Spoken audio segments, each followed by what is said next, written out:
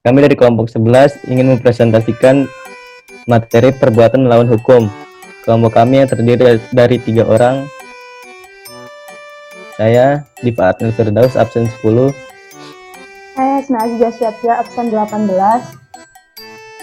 Dan saya Rizky Fajar Fadoni, absen 35.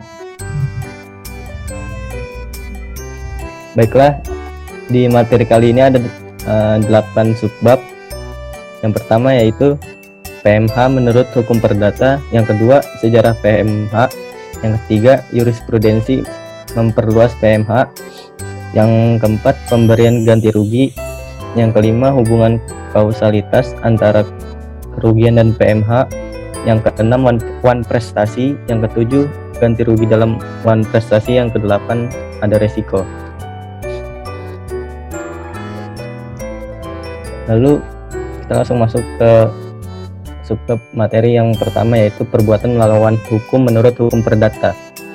Perbuatan melawan hukum diatur dalam pasal 1365 Kitab Undang-Undang Hukum Perdata yang berbunyi, setiap perbuatan yang melanggar hukum dan membawa kerugian kepada orang lain mewajibkan orang yang menimbulkan kerugian itu karena kesalahannya untuk menggantikan kerugian tersebut.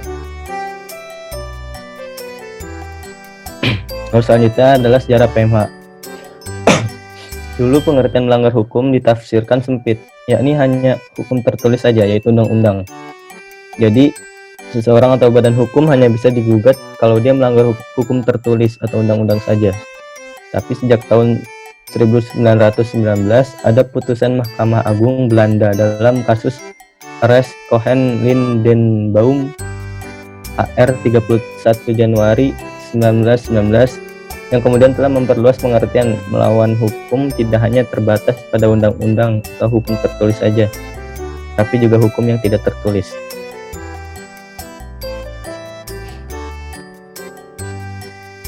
Lalu jurisprudensi memperluas PMH. Yang pertama yaitu melanggar undang-undang. Perbuatan yang dilakukan jelas-jelas melanggar undang-undang. Yang kedua lalu melanggar hak subjektif orang lain. Jika perbuatan yang dilakukan telah melanggar hak-hak orang lain yang dijamin oleh hukum, termasuk tapi tidak terbatas pada hak yang bersifat pribadi, kebebasan, hak kebendaan, kehormatan nama baik ataupun hak perorangan lainnya. 3. Bertentangan dengan kewajiban si pelaku. Kewajiban hukum baik yang tertulis maupun yang tidak tertulis, termasuk hukum publik. Yang keempat, bertentangan dengan kesusilaan. Kaidah moral. Pasal 1335 jungto pasal 1337 KUH Perdata. Yang kelima, bertentangan dengan sikap kehati-hatian yang sepatutnya dalam masyarakat. Kriteria ini bersumber pada hukum tak tertulis bersifat relatif, yaitu perbuatan yang dilakukan bertentangan dengan sikap yang baik atau kepatuhan dalam masyarakat untuk memperhatikan kepentingan orang lain.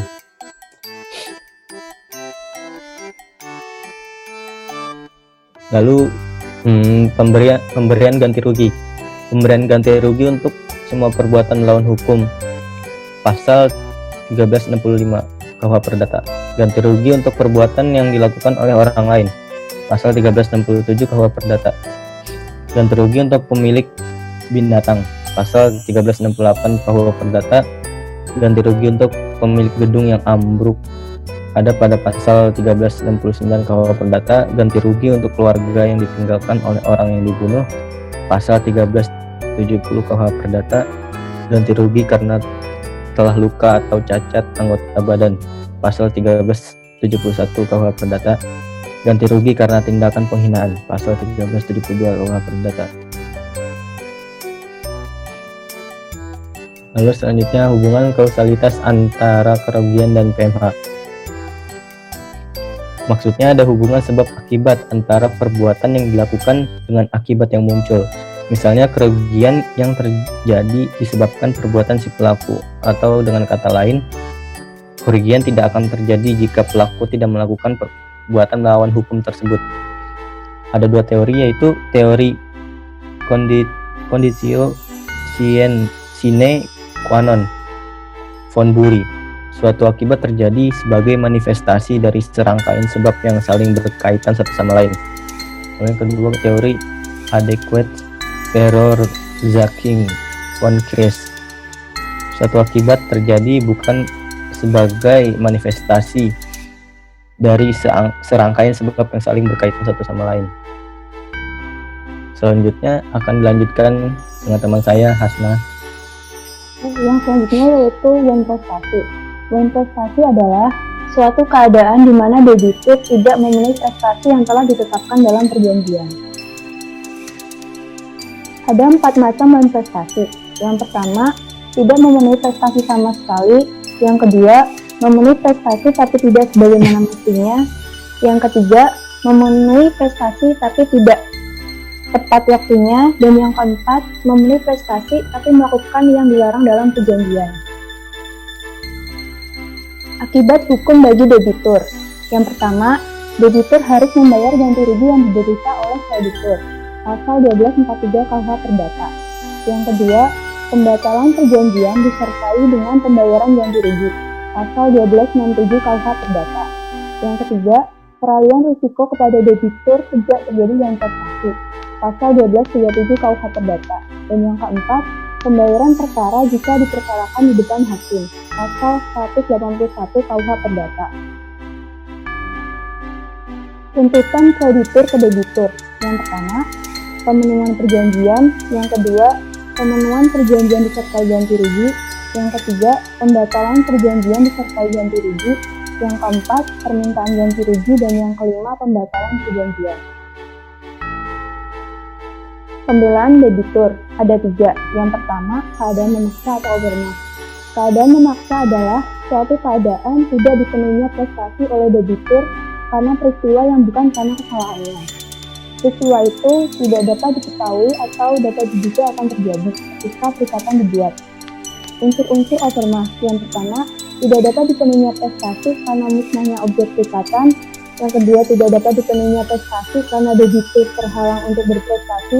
Dan yang ketiga, peristiwa itu tidak dapat diduga akan terjadi pada waktu membuat perikatan. Pengaturan overmah. Jika debitur tidak dapat membuktikan bahwa peristiwa yang terjadi tidak dapat diduga sebelumnya, maka debitur harus dihukum membayar ganti rugi. Pasal 1244 KUH Perdata. Tidak ada ganti rugi yang harus dibayar karena keadaan memaksa debitur berhalangan melaksanakan prestasinya. Pasal 1245 KUH Perdata. Macam-macam overmah. Yang pertama, overmah absolut adalah suatu keadaan memaksa yang menyebabkan suatu perjanjian bagaimanapun tidak mungkin bisa dilaksanakan. Dan yang kedua, overmah nisbi adalah suatu keadaan memaksa yang menyebabkan suatu perjanjian hanya dapat dilakukan debitur dengan pengorbanan yang demikian besar. Ukurannya ada 2, yaitu ukuran objektif dan subjektif. Ukuran objektif jika setiap orang tidak dapat melaksanakan perjanjian tersebut, misalnya ada larangan impor beras. Dan yang kedua, ukuran subjektif jika orang tertentu tidak dapat melaksanakan perjanjian karena hal yang melekat dalam dirinya, misal objek perjanjian dirampok. Dan selanjutnya akan dilanjutkan oleh Rizky. Selanjutnya adalah yang kedua, yaitu kreditur lalai atau Sectio non adimpleti contractus atau disingkat ENAC. Kreditur lalai adalah tangkisan debitur yang menyatakan bahwa ia tidak melaksanakan perjanjian karena justru kreditur sendiri tidak melaksanakan perjanjian. Debitur harus membuktikan bahwa kreditur tidak melaksanakan perjanjian, yaitu sumbernya dari tidak ditemukan pasal satupun yang mengatur ENAC tersebut. Dalam Undang-Undang ENAC bersumber pada jurisprudensi putusan MA nomor 156 K /SIP /1955.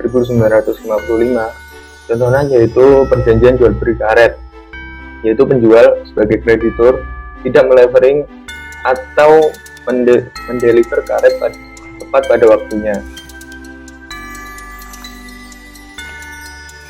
Kemudian yang ketiga yaitu kreditur melepas haknya atau transfer working. Transfer working atau pelepasan hak adalah sikap kreditur baik berupa pernyataan tegas maupun diam-diam bahwa ia tidak lagi menuntut debitur terhadap apa yang menjadi hak kreditur. Debitur harus membuktikan bahwa kreditur telah benar-benar melepaskan haknya.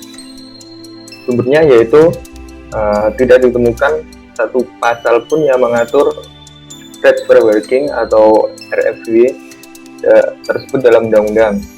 RFW bersumber dari jurisprudensi, yaitu berasal dari putusan MA nomor 147K/SIP/1955. Kemudian yang selanjutnya yaitu ganti rugi dalam beban prestasi. Itu terdapat pada pasal 1243 KUH Perdata, yang artinya yaitu yang pertama penggantian biaya atau rugi dan bunga karena debitur tidak memenuhi prestasinya. Kemudian arti yang kedua bisa diartikan seperti ganti rugi yang timbul karena debitur melakukan berprestasi. Unsur-unsur ganti kerugian yang ada pada pasal 1246 KUH Perdata adalah yang pertama biaya. Biaya adalah segala pengeluaran yang nyatanya sudah dikeluarkan. Yang kedua yaitu rugi, adalah kerugian karena kerusakan barang-barang milik kreditur. Dan yang terakhir adalah bunga. Bunga adalah keuntungan yang seharusnya diperoleh oleh kreditur.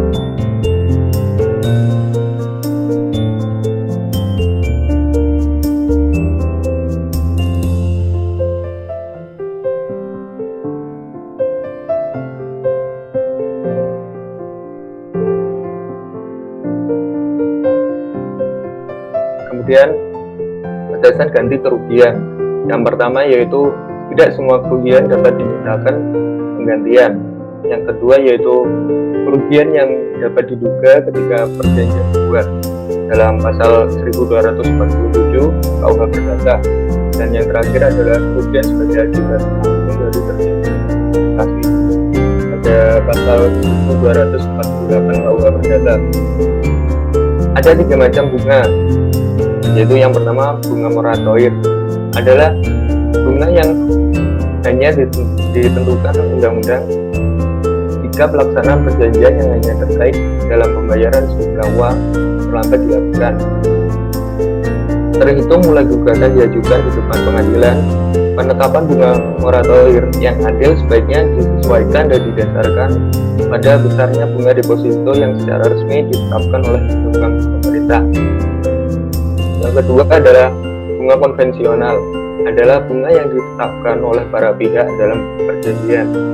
Yang ketiga yaitu bunga kompensatoir, adalah bunga yang harus dibayar oleh pihak kreditur pada pihak ketiga akibat berprestasi oleh debitur.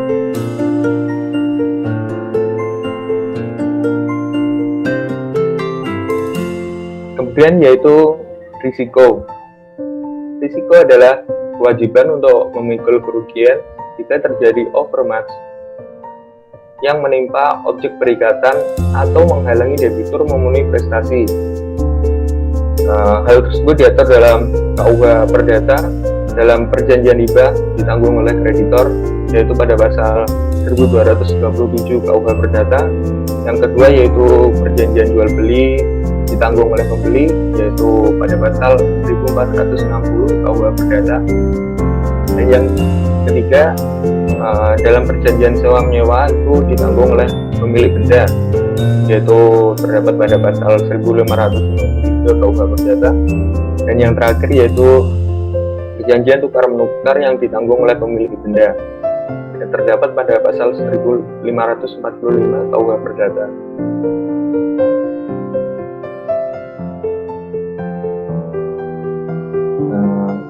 Terima kasih atas perhatiannya. Ini materi yang bisa kami sampaikan mengenai PMH. Terus selanjutnya, bila ada komentar ataupun pertanyaan, bisa dilakukan di kolom komentar. Terima kasih atas perhatiannya. Wassalamualaikum warahmatullahi wabarakatuh.